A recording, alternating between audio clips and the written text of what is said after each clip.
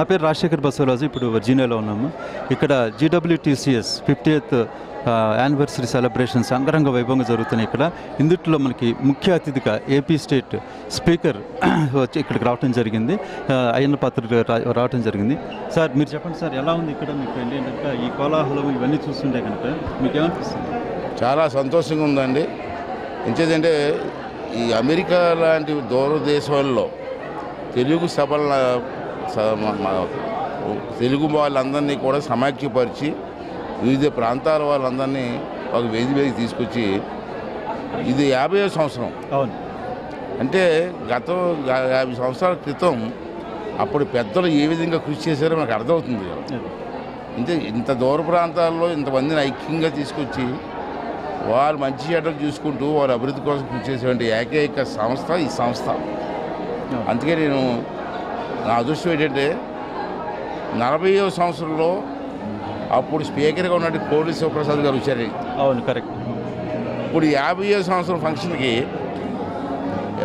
రాష్ట్ర అసెంబ్లీ స్పీకర్గా మళ్ళీ నాకు వచ్చే అవకాశం నాకు రావడం నిజంగా నా అదృష్టంగా భావిస్తున్నాను. ఎంతోమంది తెలుగు వారిని కలిసే ఒక వేదిక. దీనికోసం ఎంతోమంది కృషి చేస్తే కానీ ఈ ఫలితాలు రావు.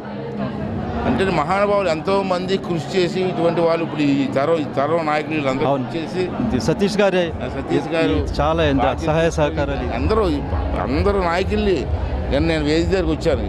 ఎంత ఆనందం వేసిందంటే ఒక సాంప్రదాయం ఆ రోజు స్టార్ట్ చేసేటప్పటి నుంచి ఇప్పటి వరకు వచ్చిన నాయకులందరినీ కూడా వేదిక మీద పరిచయం చేశారు.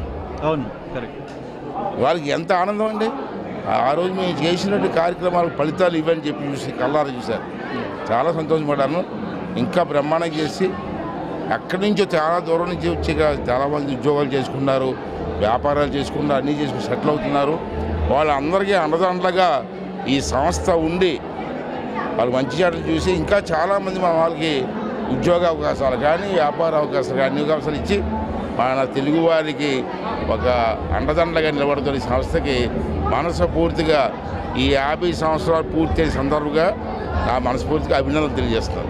అట్లాగే మీరు ఇక్కడ రుచులు కూడా, ఎందుకంటే కనుక నిన్న ఒక 50 ఐటమ్స్ తోటి రుచులు చేశారు. అలాగే ఈరోజు చూసుకుంటే కనుక డిన్నర్ కానీ లంచ్ కానివ్వండి, అలాగే నిన్న డిన్నర్ బ్యాంక్వెట్ నేను చూశాను. నేను చాలా ఐటమ్స్ పెట్టారు. అవును, ఈరోజు కూడా 50 సంవత్సరాల సందర్భంగా 50 ఐటమ్స్ పెడుతున్నారు. చాలా బ్రహ్మాండంగా చేసే ఫంక్షన్, కన్నులు పండగగా ఉంది నాకు. దీనికి కృషి చేసినటువంటి ప్రతి వారికి, ఆర్థిక సాయం చేసినటువంటి ప్రతి వారికి, అదే కాకుండా దగ్గరుండి కార్యక్రమాన్ని విజయం చేసే ప్రతి ఒక్కరికి కూడా మనస్ఫూర్తిగా నా ధన్యవాదాలు తెలియజేస్తాను. అట్లా చర్చ వరకు ఒక క్వశ్చన్ అండి. అట్లా ఇప్పుడు మీరు అంటే ఇది పొలిటికల్ క్వశ్చన్ అనుకోండి, లేదంటే మీరు స్పీకర్గా కొత్త రోల్ తీసుకున్నారు. అంటే అంతకు ముందర మీరు ఎట్లా మాట్లాడారు మీకు గుర్తుండే ఉంటుంది. ఇప్పుడు ఏ విధంగా అంటే కనుక ఇది ఒక లెర్నింగ్ లెసన్ అంటే మాకు ఎందుకంటే ఇన్స్పైర్ చేసుకోవడానికి. లెర్నింగ్ లెసన్ కాదు, ఆ రోజు రాజకీయాల్లోకి వచ్చేటప్పుడు వాతావరణాలు వేరు. ఎమ్మెల్యే కాకముందు నా పరిస్థితి వేరు, ఎమ్మెల్యే అయిన తర్వాత పరిస్థితి మారింది. తర్వాత మంత్రి అయిన తర్వాత ఇంకా బాధ్యతలు పెరిగాయి. ఇవాళ స్పీకర్ అయిన తర్వాత మరీ బాధ్యతలు మీద. అంతేకాకుండా రాజ్యాంగపరమైన పదవి దీనికి కొన్ని కట్టుబాట్లు ఉంటాయి. ఈ కట్టుబాట్లు దాటకుండా వెళ్ళి ఆ పదవికి కూడా ఒక మంచి పేరు తీసుకోవాల్సిన బాధ్యత. మీరు ఆ బౌండరీస్ని ఎలా సెట్ చేసుకున్నారు? తప్పదు.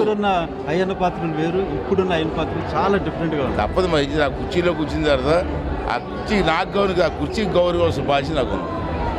రాజ్యాంగపరమైన కుర్చీ చైర్, ఆ చైర్ని ఆ గౌరవం తీసుకోవాల్సిన బాధ్యత నాకు ఉంది.